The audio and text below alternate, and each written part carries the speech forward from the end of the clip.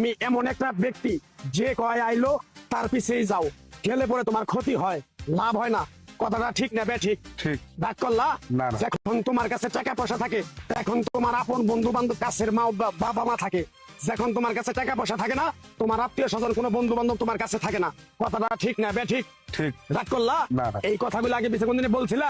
না। তুমি মানুষের পিছনে যায় হাজার হাজার টাকা পয়সা নষ্ট করো, তোমার পিছনে এসে কেউ 10টা টাকা ক্ষতি করে না। কথাটা ঠিক না বে ঠিক? ঠিক। আরেকবার কও বিসমিল্লাহ, বিসমিল্লাহ। আরেকবার কও সুবহানাল্লাহ। সুবহানাল্লাহ। বিশ্বাসে বস্তু মিলে তর্কে বহুদূর।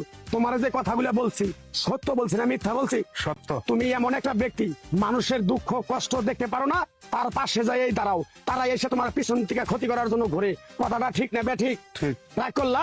না। কিছুদিন আগে একটা বিপদে পড়ছিলা, অনেক বন্ধু বান্ধবের কাছে 10-20-50 হাজার টাকা হাওলা চাইছো, তারা তো ফোন করেই নাই, তোমার সাথে এখন যোগাযোগ বন্ধ করে দিছে। কথাটা ঠিক না বে ঠিক? ঠিক, ঠিক। রাগ করলা? না, না। এই তাবিজ গাছ গাছরা দিয়া কারো কাছে টাকা পয়সা নিয়ে খাই না, তোর কাছ থেকে সামান্য কিছু টাকা নিয়ে আমি একসঙ্গে হোটেলে খামু, দিতে পারবি? পারবো। পারবি? পারবো। হাইট লাগবো না, তোর মনটা খুবই বড়। কেউ 50 টাকা চাইলে তোর 5,000 টাকা দিয়ে দেস।